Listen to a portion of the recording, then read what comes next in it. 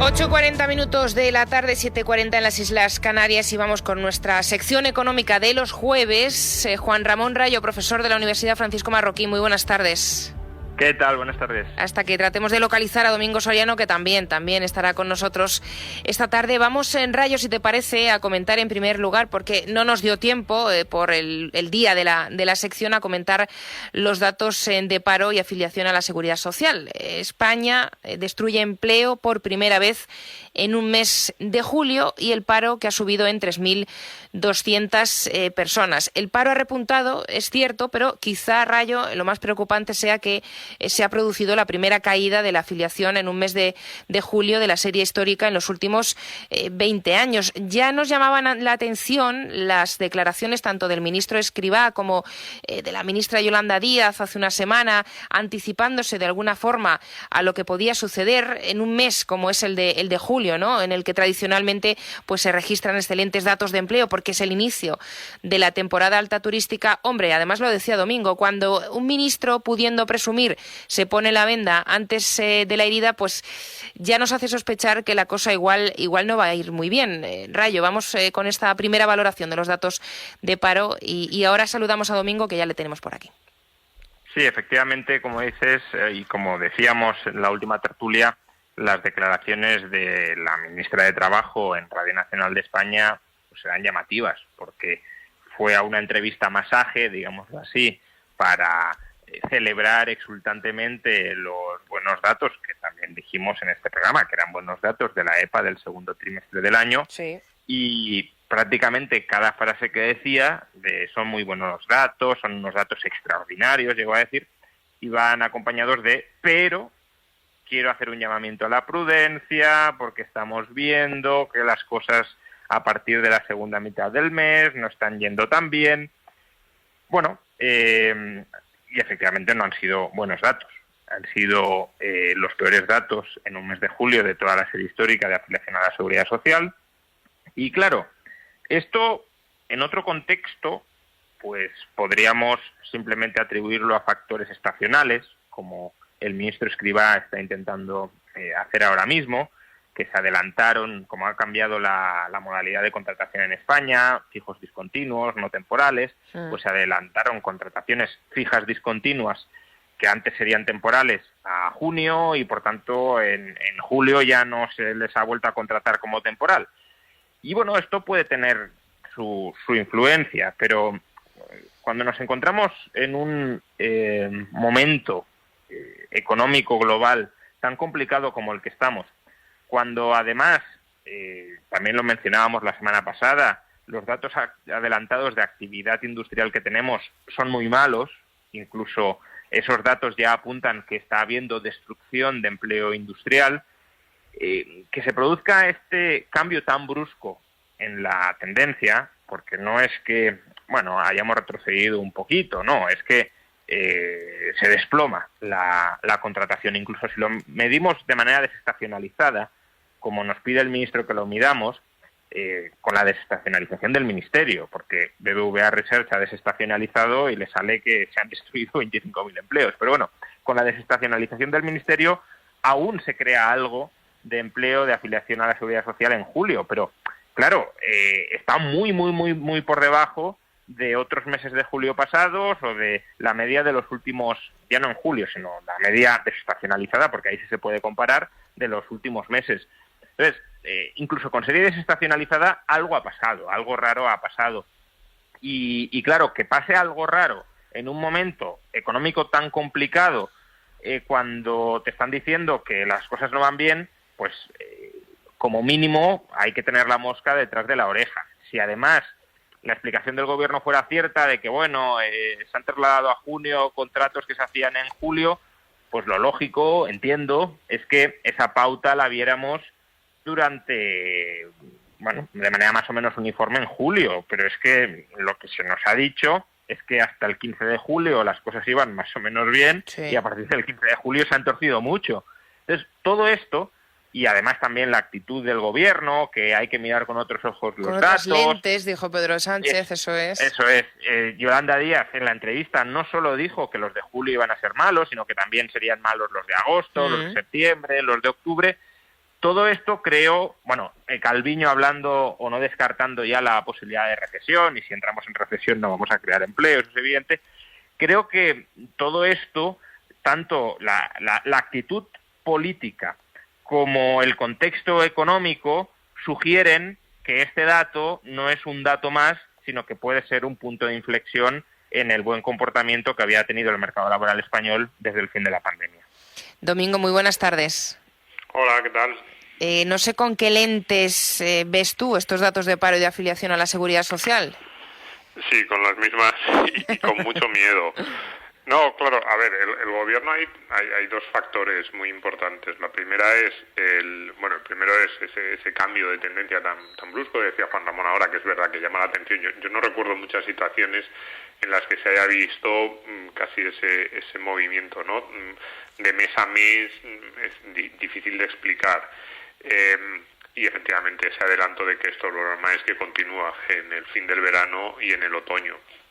Y luego que todas las noticias que nos rodean van en la misma línea. Es decir, me imagino que ahora iríamos a hablar de lo que van a hacer los bancos centrales, de la subida de tipos, que alertan de una recesión. Eso es. Y ahí España es una de las economías más vulnerables. Es decir, todo lo que podría pasar mal, que puede afectar a muchos, que evidentemente o a todos los países, va a afectar a todos los países, a algunos les afectará más que a otros. Entonces, claro, ahí yo entiendo que el gobierno diga qué margen tenemos. Es decir, suben los tipos los bancos centrales, que parecen decididos a no retroceder incluso ante los malos datos, ¿no? Es decir, a mí lo más significativo de lo que se está anunciando en estos últimos días por ahí es que por parte de los bancos centrales es que dicen, sabemos que esto puede conllevar una recesión, pero a pesar de eso vamos a mantener la senda de política monetaria porque tenemos que controlar la inflación como sea. Entonces, claro, ahí dices, ¿qué te va a ocurrir? Pues te van a subir los costes de financiación y se te va a paralizar la actividad económica. Y que, claro, eso afecta a todos, pero afecta a unos más que a otros. Y afecta sobre todo a los que más financiación necesitan cada año, a los que menos seguridad dan a los mercados, a los que más dudas puede haber si vuelve a haber una crisis de deuda soberana en la parte de los costes de financiación, y a los países menos flexibles, menos dinámicos, que peor se comportan en estas situaciones y que además más lejos estén de la recuperación de las cifras pre-COVID. Y es que parece que estamos haciendo un retrato robot de la economía española y del sector público español. Un sector público con muy poquito margen, al que, como suban los costes de financiación, le va a impactar directamente, y nosotros encima sin haber recuperado todavía algunas cifras de actividad a niveles pre-COVID. Entonces, sí, claro, la suma de todo eso y un cambio tan brusco en el mercado laboral, que da la sensación de que lo que nos indica es que las empresas ya, ese margen, ese, digamos, impulso que podían haber llevado, o intento de mantener la posición o mantener el empleo mientras subía la inflación por si era temporal, ya no lo pueden aguantar más, sus márgenes están al límite. Pues la suma de todo eso evidentemente da un panorama bastante preocupante para el conjunto de la eurozona, pero especialmente para nosotros. Claro, es que lo que ha dicho Rayo, el Banco Central Europeo, de lo que ha alertado es de un mayor temor a la recesión entre los propios empresarios. Grandes empresas han mostrado ya una preocupación creciente ante la posibilidad de que llegue esa recesión, ¿no? Los últimos datos indican una desaceleración del crecimiento, y esto pues empaña las perspectivas ya no solo para la segunda mitad de este año, sino para lo que venga después. Rayo. Sí, totalmente. Estamos en un escenario, lo decíamos hace algunas tertulias, de un horizonte donde parece que o tenemos recesión o tenemos alta inflación que terminará conduciendo a recesión. Es decir, esto tampoco hay que plantearlo como una disyuntiva de recesión sin inflación o inflación con crecimiento. La inflación, si permites que siga desatada, pues te terminará llevando a la recesión también, y tendrás recesión con inflación, que eso es lo que quieren evitar los bancos centrales. Entonces, decíamos que el horizonte de alguna manera es este, pero lo que nos estamos encontrando es que la inflación todavía no frena, todavía no está cediendo.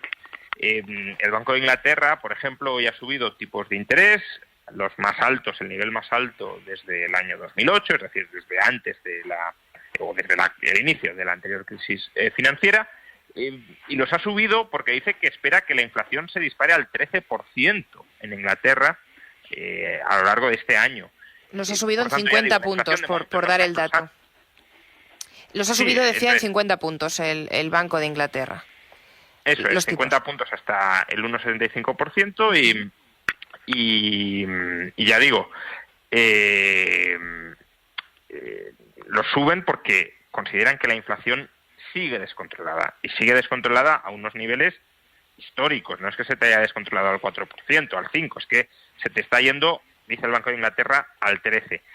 Y aunque cupiera esperar que la inflación, en el contexto que estamos viviendo, pues, los precios del petróleo se han moderado significativamente durante las últimas semanas. En España llevamos ya 6 semanas de bajadas de precio en los carburantes.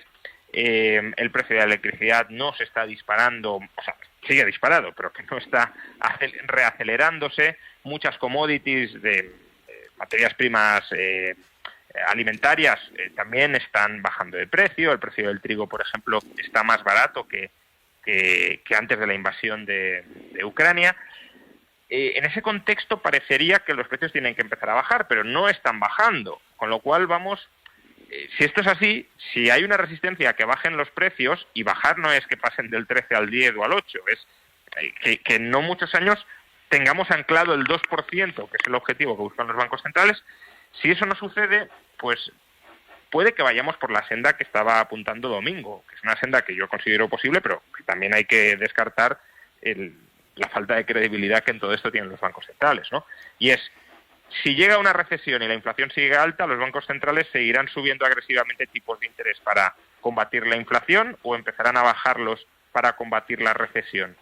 Y de momento los bancos centrales están diciendo que no, que aunque venga recesión, ellos no ven que la inflación esté controlada y que por tanto seguirán subiendo los tipos de interés. Quienes han tenido un discurso más duro en esto han sido, como sucede ya en los últimos meses, la Reserva Federal de Estados Unidos, que, bueno, hace un par de días varios miembros de la FED dijeron que, por supuesto, que no ven ninguna bajada de tipos en el horizonte, pero que tampoco ven una ralentización del ritmo de subida de tipos de interés, que no estamos, dijeron, ni remotamente cerca del momento en el que los tipos de interés van a dejar de subir, y que incluso para la próxima reunión pues no descartan subir 75 puntos básicos como en las dos anteriores, que es una subida de tipos histórica. Recordemos que cuando se hizo la primera, hace un par de meses, de 75 puntos básicos, fue la mayor subida desde el año 94. Bueno, ya llevamos 2 seguidas y puede que nos encontremos ante una tercera. Estamos ante el ritmo de restricción monetaria más acelerado desde los años 70, desde los años 70-80, incluso superior en algunos sentidos. Por tanto, claro, que no se atisbe freno a la inflación, ni por tanto freno a este endurecimiento de la política monetaria, salvo que los bancos centrales estén yendo de farol y cuando caiga la economía, pues aunque la inflación esté alta, bajen tipos, pues nos aboca a un escenario muy complicado, porque la economía ya está sufriendo en términos reales, y a ese sufrimiento en términos reales se irá añadiendo cada vez más el endurecimiento de las condiciones financieras. Y España obviamente no va a salir indemne de este proceso que viene de Estados Unidos, pero que se traslada inevitablemente a Reino Unido, que se traslada a Europa, y que desde Europa se va a trasladar a todos los países de la eurozona y también a España, además en un contexto, insisto, en el que puede haber un cierre del suministro del gas ruso, y por tanto puede paralizarse la economía alemana, que es nuestro principal socio comercial. Entonces, todo esto dibuja un panorama muy complicado, en el que entiendo que los empresarios pues sientan una incertidumbre muy importante, y en ese contexto, de nuevo, tiene sentido que las contrataciones se hayan paralizado y que por tanto no estemos ante un mero dato estacional por cambios normativos en la legislación laboral, sino ante un canario en la mina que nos esté alertando de lo que está por venir. Por apuntar el dato bueno, en España la inflación está en el 10,8. Me llamaba la atención, Domingo, el titular que lleva hoy el Independiente: Moncloa lo fía todo a que la inflación afloje en septiembre y pueda camuflar un otoño difícil. Hombre, yo no sé si esto va a ser o no va a ser muy, muy posible, y tenemos ahí la noticia del Banco de Inglaterra subiendo en 50 puntos los tipos, y además es el 6º incremento ya consecutivo del precio del dinero. Claro, pero y lo que es significativo para mí es el cambio de discurso. Es decir, porque además luego ahí hay otra discusión, ¿no? Desde el gobierno a veces hay voces, sobre todo la parte de Podemos, que dicen que el Banco Central Europeo se está equivocando o que no debería tomar este tipo de medidas y bueno, pues ahí es un debate en el que podríamos entrar. Yo en la última década probablemente me habría gustado que el Banco Central Europeo hubiera sido más estricto en su política. Ahora me parece que esto que están haciendo los bancos centrales es dolorosamente necesario y que hay que hacerlo, pero esa es otra cuestión. Lo importante es, es la discusión teórica, pero lo importante es qué van a hacer y cómo nos va a afectar. Entonces, claro, el gobierno dice, no, esperamos que se ralentice la inflación. Bueno, puedes esperarlo, a ver si se cumple o no, y sobre todo, eso va a cambiar. Hombre, si se ralentizará mucho, sí, si no da la sensación de que no, de que el Banco Central Europeo va a seguir la línea de los demás bancos centrales, porque además, cuidado, si los demás bancos centrales siguen subiendo tipos de interés y el Banco Central Europeo no lo hace, lo que va a hacer es debilitar muchísimo al euro frente a las otras monedas y hacer que los precios en la zona euro todavía suban más. Porque claro, si el resto de monedas están ofreciendo más rentabilidad, pues eso va a debilitar la nuestra, con lo cual más incentivos a que el Banco Central Europeo haga algo. Y en este sentido hay que recordar que yo puedo creer que es, como decía antes, dolorosamente necesario. Hablamos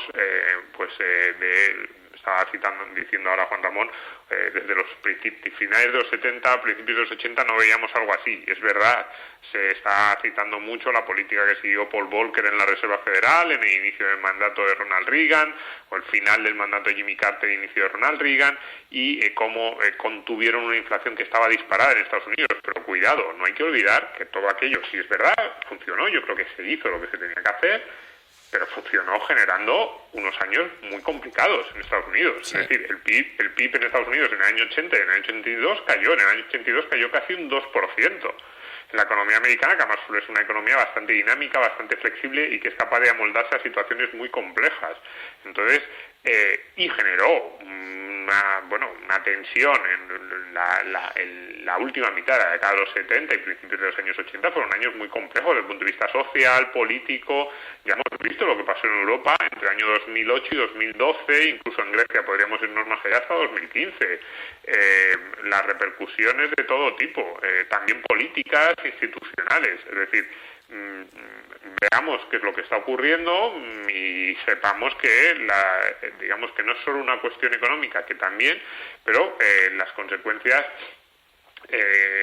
cuánta paciencia va a tener el electorado, cuánta paciencia puede tener el electorado ante ese escenario de alta inflación y posible caída de la actividad, porque claro, tener inflación, pero por lo menos que siga creciendo y que siga habiendo empleo, pero ese escenario de esa inflación es terrible en todos los sentidos, también en este. Y entonces, claro, el gobierno dice, no, esperamos que a ver si hay poca inflación y a la gente se lo olvida. Sí. Es una esperanza muy complicada. No hay muchos datos a los que agarrarse, pero es que además ni siquiera ellos tienen el arma, digamos, que podrían tener en otro caso, que yo creo afortunadamente no la tienen, de política monetaria, otro tipo de cuestiones, porque están en manos de lo que vaya a decidir el Banco Central Europeo en algunas de estos aspectos, y da la sensación de que lo que va a decidir es mantener la senda iniciada en las últimas semanas. Bueno, el arma del poder de la distracción, Domingo, ese sí lo tienen, que bueno, llevamos una semana hablando de la corbata del presidente y se nos están olvidando otro tipo de cosas. En eso sí que se les da bien, eso hay que reconocérselo. Juan Ramón Rayo, profesor de la Universidad Francisco Marroquín, gracias, muy buenas tardes, hasta la semana que viene. Buenas tardes, hasta otra. Domingo Soriano, compañero de Libre Mercado, muchísimas gracias, a ti también, hasta el lunes. Muchas gracias. Adiós, descansa.